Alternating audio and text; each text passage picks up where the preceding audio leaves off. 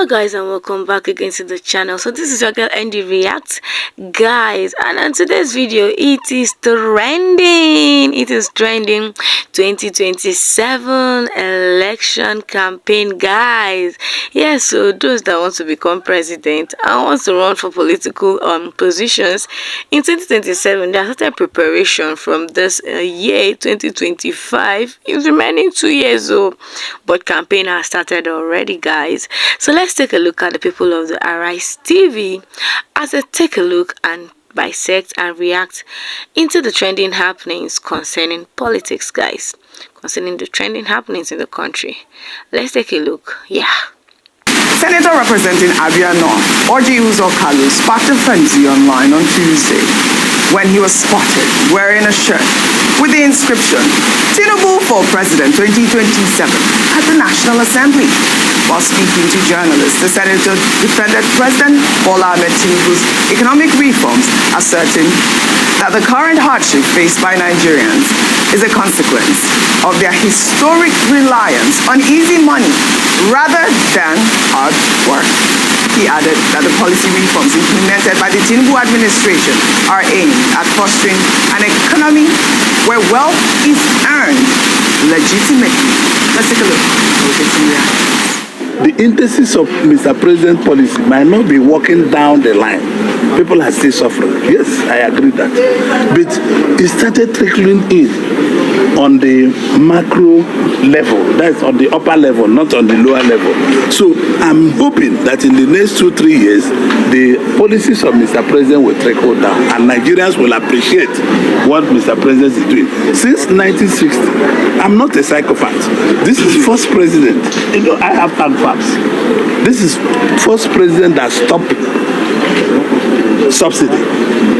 This is first president they matched the $2. That is why we are suffering. Because Nigerians are not used to working hard. We are used to getting cheap money. People sleep in their houses and use telephone and get dollar and sell it at very high rates. People sit in their houses and use their tank farms and collect paper and they make money. But this is one president who have said, if you are ready to make money, make it the right way. If you are not ready to make money, so I don't think, moreover, they have to vote for him because you see, President Tinubu is not going to be a president voted by the South alone. He will be a president that will be voted by North and South. And it's also for the interest of everybody, both the North and the South, for Tinubu to come back.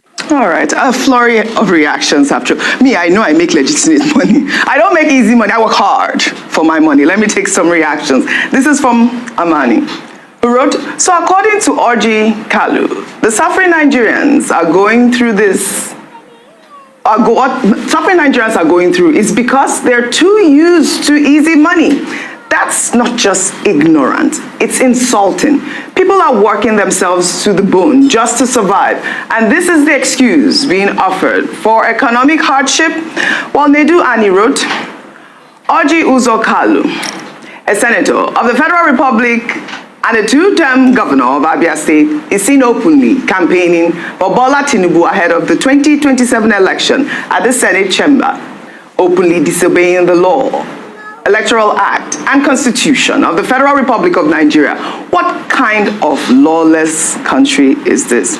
Isn't there a big punishment for this? Where's DSS, INEC, and the police? Dr. Abati, that's a question for you, but I would like to start with our favorite Niger wife, because you know how we are in this country. I mean, it is quite, it's hard to hear from a senator saying that, you know, we have been getting easy money. I mean, you're just brazenly telling Nigerians that they are lazy, and we had the president who said they're lazy youths at this point. But also the fact that he's going around, you know, the National Assembly with that campaign shirt, Tinubu for President 2027.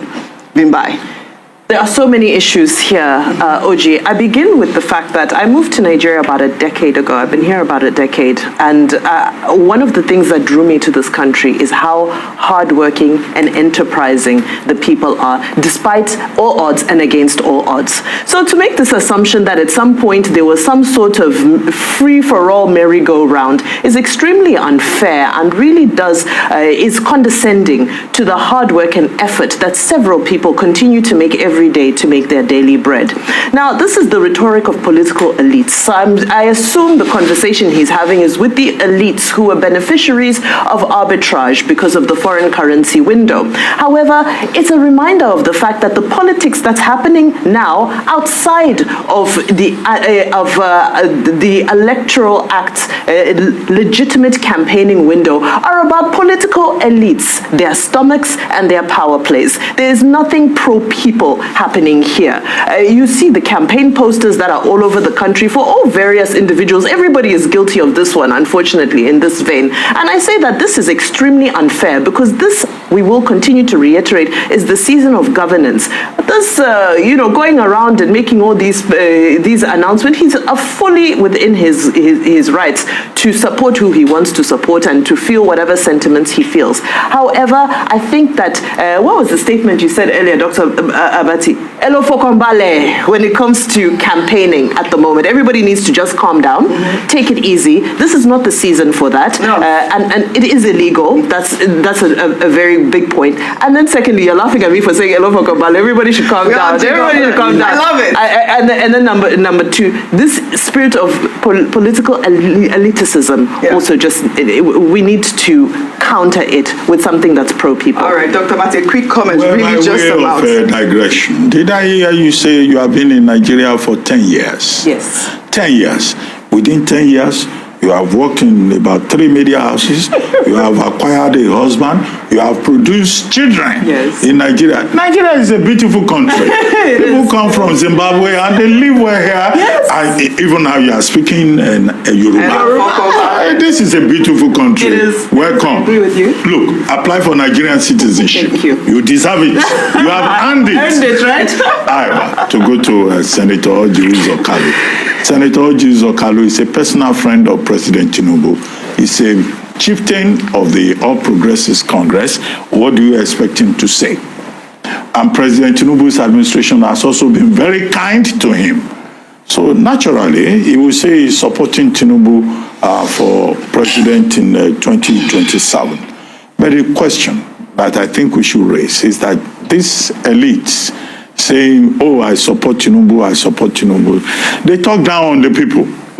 Nigerians are poor, what do you say, or they are very lazy, or whatever. Lazy youth. Now, where is the voice of these ordinary people in this conversation about 2027?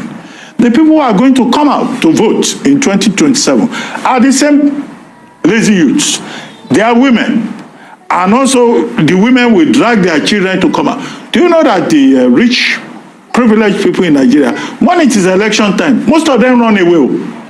They go to England, they go to France, they go to US, and they'll be watching the democratic situation in Nigeria. Let us see what will happen. Well, I hope there will be no problem. After the elections, that's when they will come back. We need to study that phenomenon. And so, this elite talking down on the ordinary Nigerian, I think is scandalous. I think it's unacceptable. But as a citizen, Senator Orji Uzor Kalu has every right to support his friend, to make his own choice. But please, I think we want to hear the voice of the people. All right. It's the choice of the people that should matter in a democracy. But they're all on talking about it being power at this moment. I think a lot of the young people are just really crying a being power because I see them online. We'll take another story now. The National Agency for Food and Drug Administration and Control has addressed allegations of extortion from traders at the Onitsha Bridge Head Market following a viral video by activist Martin Socher, also known as Very Dark Man. Well, according to a statement by the Director General of NAFDAC, Professor Mojisola Adeyeye, the agency conducted a nationwide enforcement exercise targeting open drug markets in Idumota, Lagos, Aba, and Onitsha. The operation resulted in the seizure and destruction of illegal drugs worth over 1 trillion naira. Investigations also revealed that the shops did not meet good storage and distribution practice standards and were not registered with the Pharmacy Control of Nigeria in clear violation of national laws. And as part of regulatory actions, investigative charges were imposed on the offending operators as stipulated in federal government regulations. And I will read a part of her statement there. She wrote, these charges included a 5 million naira investigative charge for the sale of unregistered products, which was reduced to 200,000 naira following appeals. Another 2 million naira investigative charge for violations of good storage and distribution practices, which was reduced to 500,000 naira after further appeals. These penalties are officially gazetted charges and were applied fairly across the affected markets. By enforcing compliance with regulations, the agency aims to protect the most vulnerable, including pregnant women, children, and individuals with chronic conditions. NAFDAC assures the public that it will continue to operate within the bounds of its legal mandate and will not be deterred by attempts to derail critical regulatory reforms. Now, we have seen reactions even from, Labour Party's Peter Obi talking about the fact that the charges are a lot. I mean, they've been reduced from 7 million naira to about 700,000 naira. And that's the charge that NAFDAC is saying that they are imposing on these traders if they have to reopen their markets. It's good that NAFDAC have come out to clarify the story. Rufai. So why are they attacking? What did VDM do wrong now? Why are they attacking VDM? Because VDM is actually correct. And he put up for the slip and he showed that they were paying actually 750 to a central bank account. 700,000. 700,000 with something called NAFDAC projects. The question is, all this charge, what do they want to do with it?